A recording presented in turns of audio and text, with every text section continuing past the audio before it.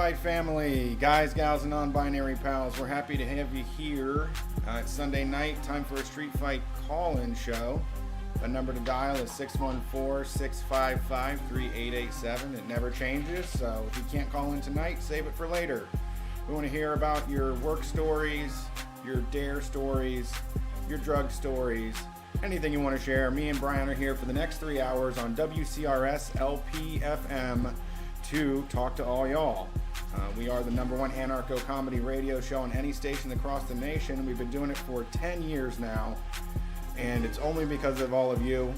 If you want to support the show, head to patreon.com/streetfightradio, where you get access to bonus content like the movie Cinematic Universe series.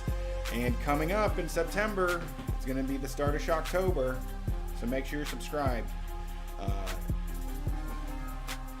What else are we doing here?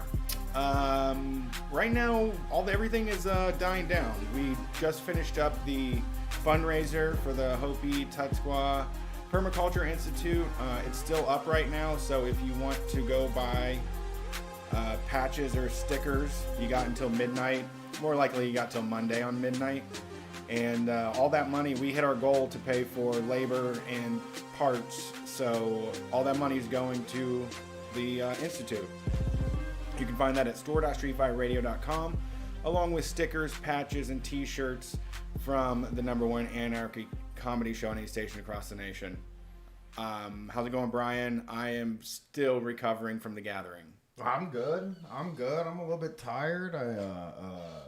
The most amount of doing stuff I've had in a very long time over the past 3 days, so I'm kind of beat, and I'm just trying to make it through.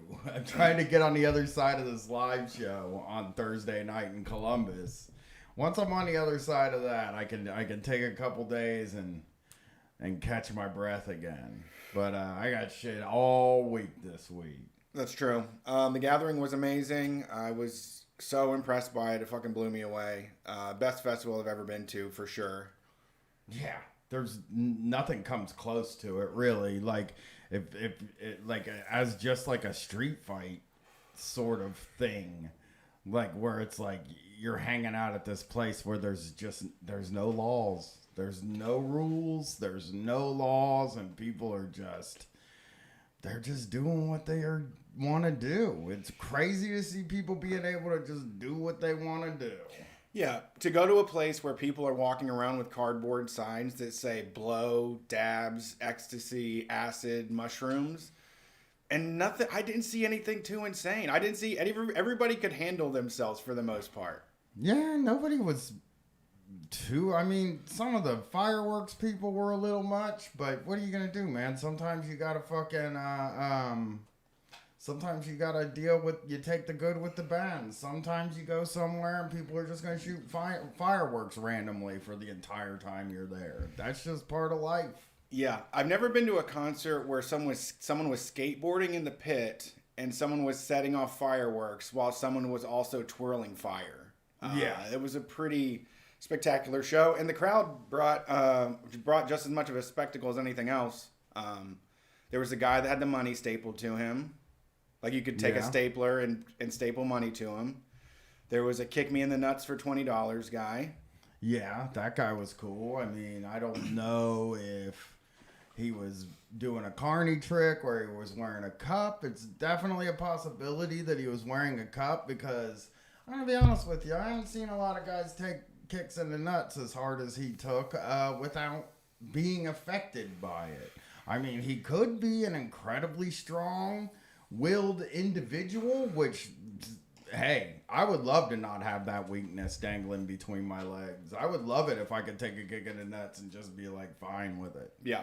So, I mean, I would probably take up his line of work. Yeah. Really. Yeah. Travel the world with that. Just stand on the street and say, you can kick me in the nuts for $20. I mean, what? You got to get kicked in the nuts 5 times in a day to really be making good money? To get started, yeah. Yeah, that's nothing. To be self-sufficient. Yeah. How many hours of work would that be? 2. Maybe 2 hours? Yeah. If I walked down the street and I saw a guy saying, you can kick me in the nuts, for $20. And then what he should have done is been like, you can just be a commentator, or you can just like be a spectator for $5, and he could have brought in some cash too, because there were people just standing around watching him. He should have brought a fucking tent and had it happen in there, and then fucking you could come in, kick him in the nuts, come out, but then some people get to sit in the tent and watch the nut kicking. That's a brilliant idea, actually. Yeah. I mean, I'm an ideas man. That's just how I am. Yeah, it was something, man. I got more fucked up than I've been in a long time. Yeah, maybe since I was 25. Yeah, you were pretty fucked up. There's a lot of drugs there, man. You're not gonna believe this, but there's so many fucking drugs there. Like a lot of drugs for good prices too. Great price. $100 ounces, $15 for rolls. I even got Xans at this one. I can never get Xanax anywhere. I got some Xanax. No, we were walking we're walking through the village area, or I don't know, whatever that bridge thing is called. And there was just a bunch of ratty looking dudes sitting on a golf cart with a sign that said opium on it. Yeah. You don't see a lot of opium out there either, which I was impressed with the opium.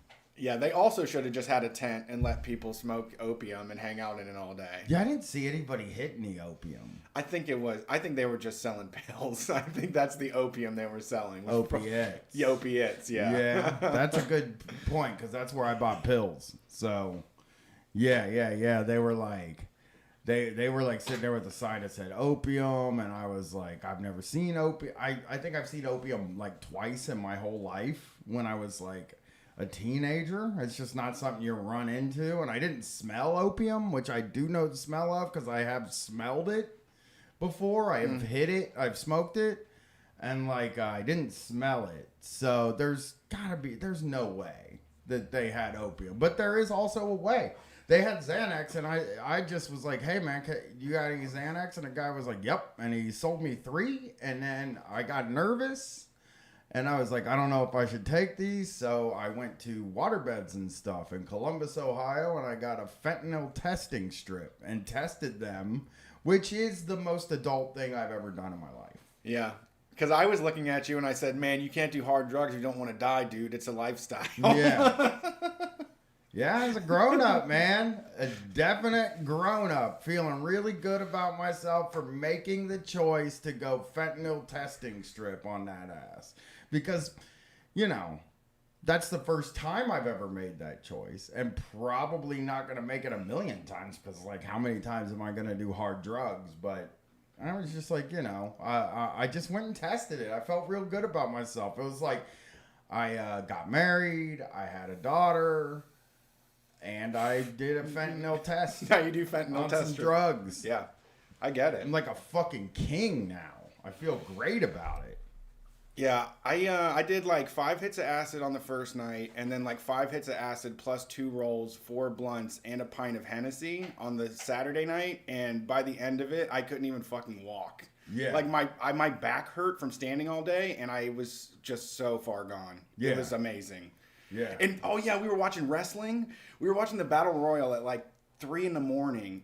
And all of a sudden, there's this naked chick in the ring just running, jumping up and down and waving her hands and screaming. And like all the wrestlers are like working around her. You can see them like peeking out of their corner of the eye so they don't run into her. And she was just in there going nuts for the longest time until security finally scooped her up. So many naked people there. Lots of people not wearing a lot of clothes there. Lots of underwear. Just people wearing underwear. Like their clothes got filthy the first night and they brought 0 extra clothes or something. I don't know. That is possible. Some of those dudes that were walking around in whitey tighties probably just didn't bring enough clothes. There was about a lot of like really ill-prepared people at this thing. For people that were going to be camping for 5 or 6 days, they were very ill-prepared. I saw a guy fucking eating a packet of ranch dressing.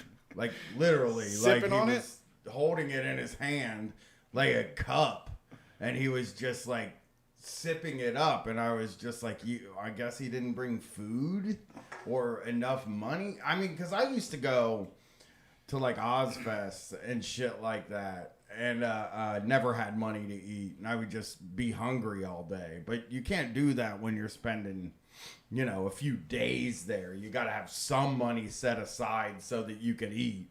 Right. And he was eating ranch, and he didn't, like, it would have been one thing if he was like eating ranch and then just like calling attention to the fact that he was eating ranch and like really fucking cutting it up about the ranch.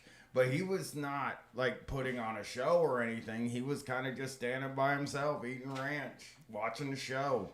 Yeah. And I was just like, this guy, he looked really drunk. But Okay. I mean, I haven't been to Ranch an drunk. event. That's called ranch drunk. Yeah. I haven't been to an event in so long where you were allowed to take stuff in. Oh, yeah. When you leave it up to the people, they really go wild. Yeah, they didn't check. There was no security checking bags anywhere, and there was no like booth fee, so everybody just set up booths wherever they wanted. And I posted this online and it got a lot of engagement, but it was really cool that because they were hosting like AA meetings there, and they also had like a bunch of sober Juggalo tents, which I felt made me feel better, you know, that it wasn't just all reckless abandon, you know, and that there was a recognition that some people can't live the lifestyle like that, you know? Yeah, a lot of people, there was the sober tent, there was the Christian Juggalos tent as you walked in. It was just wonderful. It was very funny. When we first got there, we like got up to the box office. You had to wait in line at the box office to get a bracelet. You trade your ticket in for a bracelet and a necklace. And we got up there. We're standing in line, and there was a guy that is there at the festival who I assume didn't have money to get in, or he would have already been in the festival trying to convince everybody to just rush the gate and run through. There's clearly not enough people to rush the gate standing there. I mean, I guess if they had decided to do that, but he was just like, they can't stop us all. And it's just like, man, it's just a whole other world. It was like nothing I've ever seen. I just couldn't fucking believe it. I could not believe it. And the fact that I got to go home every night and go to bed was that was nice. Really nice for me. That really that kept my energy pretty high through the whole event. Yeah. Unlike we got there yesterday, man. People looked like people had been through war. Yeah, it was starting to fall apart. Also, there was tons of. I really liked the. There was megaphone people. There was lots of comedians there. Oh yeah, walking around with their megaphones, just saying like booty hole and stuff, just trying to get people to laugh. My favorite moment was we were heading to the merch booth, and it's on a hill, and there is a megaphone guy next to us, and I see a megaphone girl coming down the hill. And they're both talking shit, and then they get to each other, and they look at each other, and they get bashful. He goes to put it to his mouth and then takes it away, and then like kind of looks away, and he can't perform. Some people can't. Some people can't do it, man. Some people are shy. He thought he was just hanging out with the fellas, and he was just a shy gentleman. He didn't think the woman would answer him back. Mm-hmm. It's just, there was probably a lot of love connections made. I was thinking. I was like, man, probably a lot of people fell in love this weekend, and arguably probably more swinger action happened at that thing than anywhere else. Because, I mean, I saw some people just going at it anyway. Like, yeah, there was not a lot of inhibitions about public displays of affection at this thing. It was just like, hey, man, we're here. We're at the gathering. We're going to fucking smooch it up and make out. It was very hedo in some sections of the gathering. Yeah. And but finally, we did get to hang out with Symphony from Gauche for a little bit, which was really fun. Yeah, she's really cool. Gauche is a really good band, and she was there. Ghosh. Yeah, we hung out with Alex Keller and Evan Ambrose, the wrestling tag team Weird World. We hung out with Jason and Jake, and Rachel showed up there. Oh, yeah, Rachel. So we show up on Sunday. We had this extra ticket. Some fucking street fight person burned me because I posted in the Patreon I had a free ticket, and they're like, I'll take it. And I'm like, all right, can you meet me at near this grocery store near my house. And they're like, oh, I'm actually in LA. I couldn't even get a flight till tomorrow. So I was just like, man, fuck this. I'm not dealing with it. I put it in my bag. I was going to try to give it away. We get to Saturday, and I texted Rachel. I was like, hey, it's a street fight picnic. You work the merch booth. You can come if you want. So on Sunday, she shows up, and we go to trade in the wristband. We try to go to trade in the ticket to get a wristband. And they're like, I don't know what happened, honey, but everybody left at 6. They said, we're done. I'm leaving. It's 6. And we're like, they're off. What are you going to do? Yeah, and then she was like, I just turned away somebody that drove 5 hours with their fiance. And I'm like, okay. I look around. I was like, let's just go try to walk in. Yeah. Let's just go. I asked, I was like, are they going to let us if I show them the ticket? And she's like, they're not going to let you in. And so we walked, and it was like the perfect timing. All 3 of us blocked Rachel, and we all had our bands. Right as that happened, this really fucking weird golf cart pulls up with like a clown thing on the back of it and starts doing wild shit. And then another person starts talking to the security guy, and we just walked right past. It was so smooth. Yep. It seemed like we orchestrated it. Yeah, we did. We snuck somebody in. I mean, the security there was lackluster, to say the least, which is the exact kind of security that I like. Yeah. Like, I'm a big fan of lackluster security, and there were sheriffs there, though. There were sheriffs there not doing shit either. Didn't care what was going on in there. It might be the most perfect venue in the world. I think it is. It's like a utopia. Yeah. I mean, even with cops there not stopping people from... I mean, it specifically said no fireworks were allowed in there. And there were... If you wanted to chase down the motherfuckers that were lighting off fireworks, it would not have been hard because they didn't ever stop lighting off fireworks the whole time. And that one guy behind us, he brought like a steel pipe that he like dug into the ground right next to his like lounge chair. He sat out there for like 6 hours and like every 5 minutes would light a bottle rocket, just sipping on beer. Yeah. I mean, Jake said he saw somebody walking around with an axe. A real one? Like just an axe because... You know, the Hatchet Man ICP thing. It just like, I'm going to bring my axe to the concert, and just walked around with a goddamn axe in their hand. Yeah. It's just so lawless there. It's wonderful. I can't recommend it more if you have the strong constitution to be able to handle some strange language a lot of times and getting hit by Faygo bottles. Getting hit. Yeah, I mean, stuff gets thrown and fireworks go off 3 inches from your legs at any given moment. Yeah, that can happen. Have your head on a swivel. Yeah. You just got to be ready for anything. It's fine. It's fun. It's something. It's something to do. I'll be going every year now, provided it's close to my house. Obviously, if they move it to the West Coast, I'm not flying out there. Yeah, and we did get to see a few artists melt down, too. Like... Danny Brown got so fucking pissed at the crowd.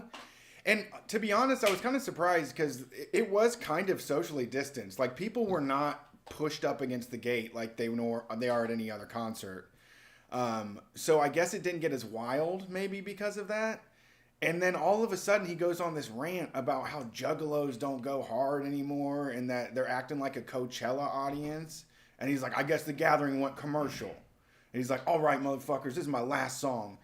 It starts playing, and he just drops the mic and storms off the stage. I think somebody threw something, and he walked off stage. Oh, that's what it was. Okay. I mean, you can't get mad if they're throwing stuff. They threw stuff at every artist that was on stage. And I mean, there's stuff being thrown the whole time. Glow sticks. There was probably 10,000 glow sticks that were being thrown around constantly every night. I threw a bunch of those because they don't hurt. The energy that they have to throw stuff never ceased to amaze me. It was constant stuff flying through the air. Yeah. I'm always impressed because like I don't think I've talked about it but I mean I've talked a million times about Woodstock 99, but I always think about that riot at the end of Woodstock 99 and I'm like, how the fuck did they have the energy to do that riot? Yeah. Like, I was fucking beat when I left. Yeah. Like, I was like, I got to go home and go night-night. I've been here for 2 days. I'm ready to go to sleep. Yeah. And when that riot kicked off, it was that when I got home and I turned on the TV and that riot's going on, I was like, I'm so tired right now. Like, I've been laying down for a long time from what I went through at this thing. And it's like, it was the same thing yesterday, man. These guys are moshing and whipping Faygo stuff around and screaming and everything. And it's like, obviously there are some people you can see that it's taken a toll on them. A lot of people sitting in folding chairs, like lawn chairs, those folding lawn chairs, just to sleep. Yeah, or holding their head in their hands for a good 2 hours. Yeah. There was a lot of that. But, like, I don't know how people do it. I look at Bonnaroo and I'm like, what is Sunday at Bonnaroo? Like, has to be hell, dude. Go off, man. That's when you empty the tank. Yeah, I guess, man. I will say this with 100% for sure. I will never camp at a music festival. It will never in my life happen because I saw the condition that people were in. There's a guy, just like Brett said, there's people walking around in underwear, and it's probably because they didn't have any clothes. I really, truly believe that. Yeah. Yeah, it wasn't like showy underwear. It wasn't like a leopard thong or something. That would be funny. It was just like somebody's beat up Hanes, you know, and the wiggly bacon elastic on the top. Yeah. I wore a tank top the first day I was there, and I felt half naked. And then I was thinking about yesterday. I saw, Friday. I saw a fucking guy in a battle jacket and a bikini on. I didn't see that. The dude with the bikini top and the bikini bottoms on, and then a battle jacket that said Juggalo Mankini on the back. Cause it's like that's his thing. Uh-huh. A lot of people have a brand. They do at the gathering too. It's like it's like there's so many. Like basically all the camps are branded. Basically, I mean there are some that are just regular old camps and shit, but most of the camps are branded like Camp Booty Hole or the Texas Booty Hole Riders. Yeah, the Texas Booty Hole. And they had merch. There was also the Funky Yins, and it was like a Funyuns logo, but they were Pittsburgh Juggalos, and they had like a whole Funyuns set, like branding with the Hatchet Man on it. Yeah. And it's just like, that's the other thing. Somebody in the Psychic Gasoline in the chat said Sunday at Bonnaroo is for buying shit and beating the traffic. But like, why would somebody want to play Sunday then? Why would you want to headline Bonnaroo on Sunday then? I guess you probably don't. I wonder. We should look. I'm curious to look at lineups for festivals to see who plays the last night. Dude, but when you're under 30, you're invincible. I mean, you have a low tolerance for discomfort. Very. As low as a tolerance can be for discomfort. But like, yeah, I guess like those people were surviving, and I'm sure a lot of those people camp for fun. Like that's the thing. Yeah. I don't add an allowance for like, people that own RVs camp for fun. Yeah. So like it wasn't hell for them. Right. It's like what they do on the weekend, but there's more people there and it's more fun and it's more of a party. Yeah, there's literally people in this world that can wake up and eat just hot oats on a fire and be okay with it. I know. Think it's a hearty way to start the day. I just don't consider it. And like, as I'm looking at these guys get like dirty and gross and like they're covered in dust and Faygo. And cause that's another thing, man. ICP didn't only play once. They also played on Thursday night. Yeah. So you could have been in the mosh pit Thursday night, got covered in Faygo, and then had to go the rest of the weekend basically without a shower. Maybe you would dump water over your head or something. But like, it's so hard to get the Faygo. I got Faygo on my Apple Watch still. Like I can't. It's my watch is sticky on the inside. I took my hat.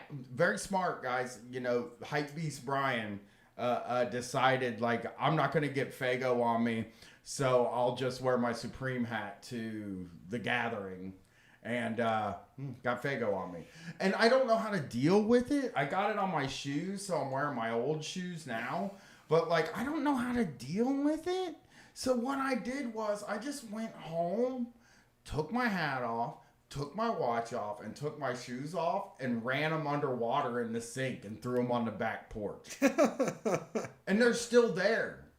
It's all just still sitting there. I don't want to go look at the hat because I feel like it's going to smell bad. I guess. Yeah. You know? Yeah. I think I believe my phone port is ruined on my phone now. That makes sense, yeah. And also, Rachel, her phone said your port is wet. You can't charge right now. Just last night, though? Last night, better now? I think it's better now. But mine, I think, is all the way gone. You should have. You guys want to hear like a fucking nightmare horror story about? Okay. That?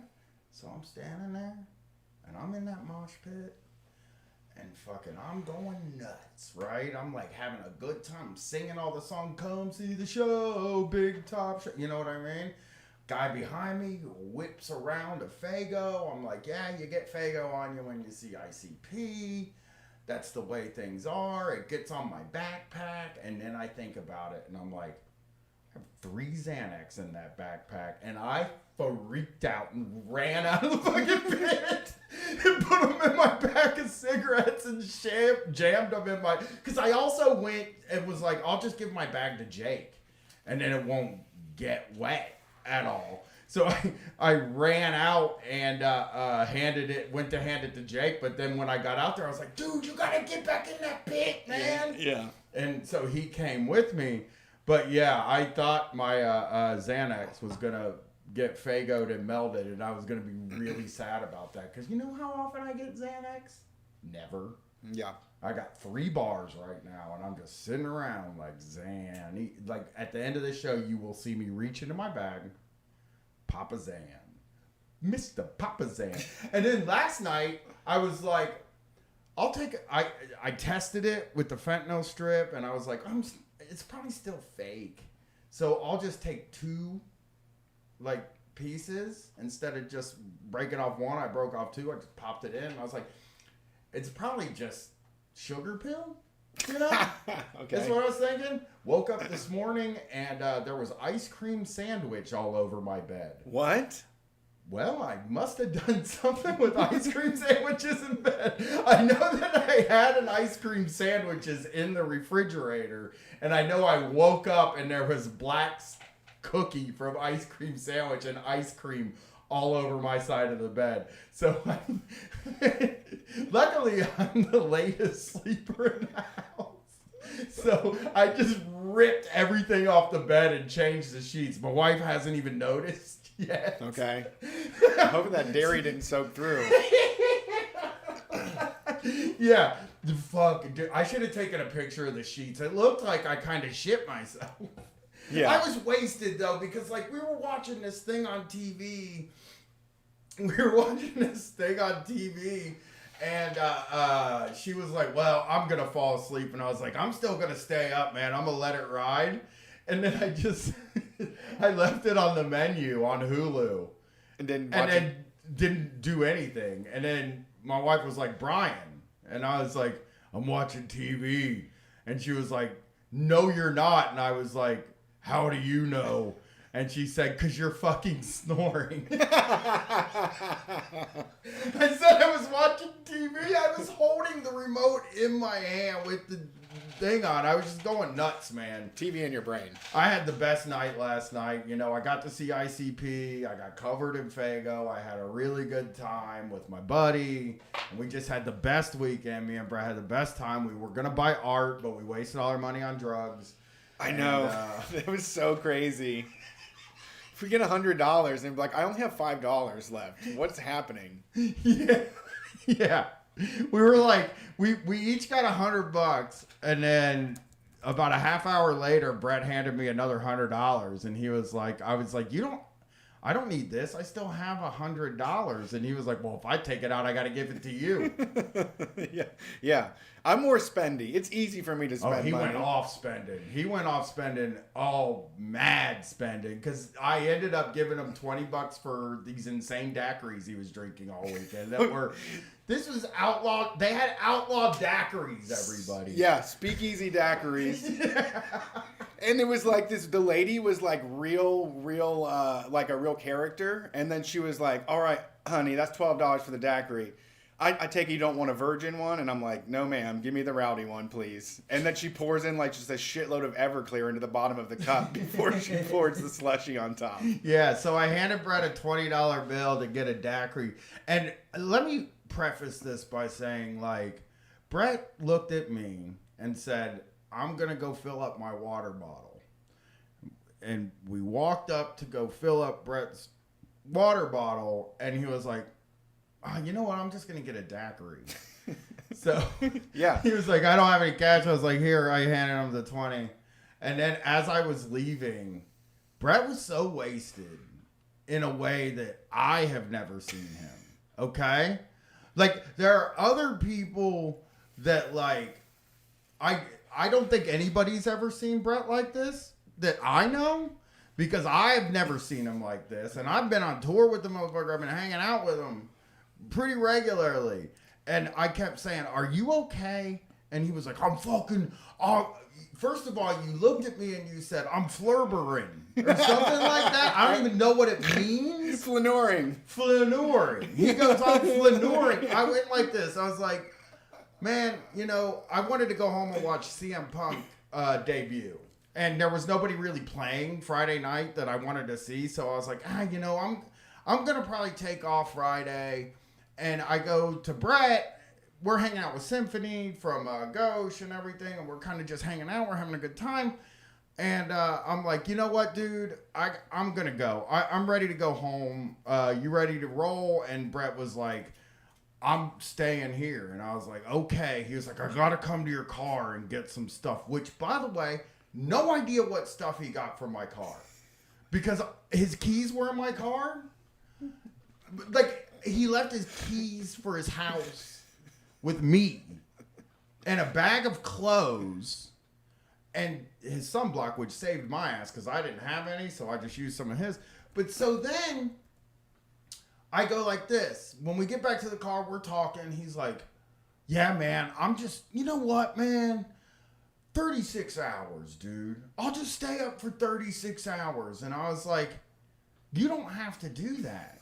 And he was like, I was like, what are you going to do? I was like, I guess you go find Jason and crash at his campsite or with his son at his son's campsite. And Brett was like, I'm just going to be flaneuring. And I was like, what? He was like, I'm going to be flaneuring, dude. And I was like, I don't even know if you're saying a word. Like, I couldn't figure out what the fuck the word was or whatever. Yeah. And I was just like, okay, he's okay. He was like, flaneuring, man. It's when you sleep. You get by on the generosity of others or something like that. It's just, I was like, it's just strolling. It's like just walking around and being like a loafer. I flaneur all day then. You're a flaneur. Yeah, you're one of the best. So I fucking jumped in the car and left. And then my favorite thing was Brett had earlier in the day, we were like, Jake's not here. I mean, why isn't Jake here? And Brett was like, oh man, I texted Jake. I told him to quit being a bitch. Yeah, that was out of character for me.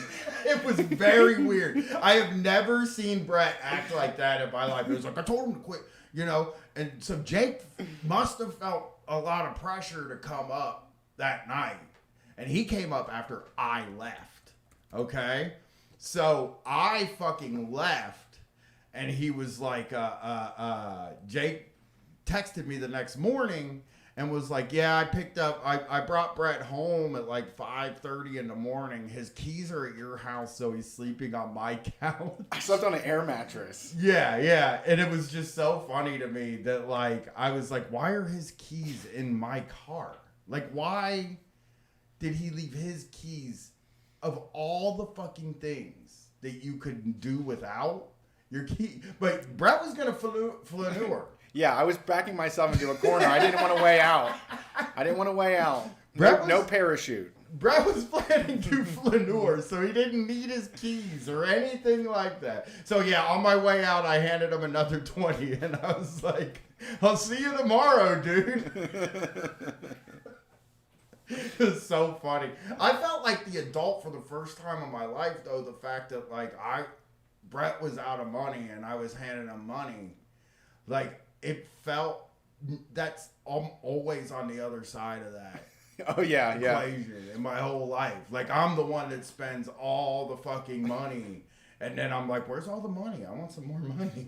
yeah, I like that money. Hey, it's a good time rolling that money. So I guess we can take calls. Oh. We really wanted to talk about this. I think we even warned people that we were going to talk about the gathering for the first 45 minutes. So. Yeah. Also, longest line I saw there was for a Whippets booth. Well, no, you got to tell him, because Brett was drinking ICB brand Whoop Dub Hard seltzer, which he loves. He it actually recommends ICP brand Whoop Dub hard seltzer. But he went to buy one and he was like, "I don't really like this." And you keep drinking it. Then we went back to get another one. And man, I gotta tell you, man, listen, I've been to a flea market in my life, and I know how people act when they think they can just talk you down about stuff. Mm-hmm. That happens everywhere at the gathering of the Juggalos. Yeah. There was also like 8 people at the booth, but only one person helping. Yes. And I'm just standing there with $20. I don't want any change. I was going to get 2 of them. It was like $15 for 2. I was not going to get any change. I kept also tipping. I just kept using the 20s, like trading in it for units of drugs. Well, but and so yeah, that guy was in front of me. He was just going, "Okay, so if I get 2 of these and the cup, that's 25." And they're like, "Yeah, that's the deal." He's like, "What about like a 4-pack?" And he's like, "I'll tell you what, I'll give you a 4-pack and 2 cups for $50, which is not a deal at all. No. But then this other woman, it's the exact same price. And then the woman comes up and is like, she's like, "No, that's not right. That math's not right." And then they're arguing about math. And I'm just like, I've already done the math right there. I'm ready to butt in and be like, "Excuse me, that is correct. He did it right." And then the guy's like, "I don't have cash." And he's like, "Well, you can order it from our Amazon store and just choose our address and it'll give you free shipping." Yeah. And so he was going to pay that way. And then I finally just bolted in and was like, "Ma'am, I need 2 of those. Quick. Move fast." Yeah, the bartering that goes on. I mean, it's also funny that like one of the last we were walking around and a guy was selling beer, because that's the other fucking thing, dude. Yes, there is no beer tent at the gathering. No. You just buy beer off of random people or bring it in, and like it's their own prices. And as we were walking around, this guy was like, beer, and Brett was like, "How much?" And he was like, I think it was like 1 for $3, 2 for $5, 3 for $6. Yes. And like it just like, but yeah, they don't sell beer at the gathering. No. You can just bring your own, and people bring a lot of beer and drugs and liquor. So I saw somebody walking in with a 24-pack on their shoulder like a boombox. Jake said he did see someone get stopped because they brought like a case of liquor, like a 6-pack of liquor. Makes sense. They're like, "No, let fuck them that. do that." It's glass bottles too. I know.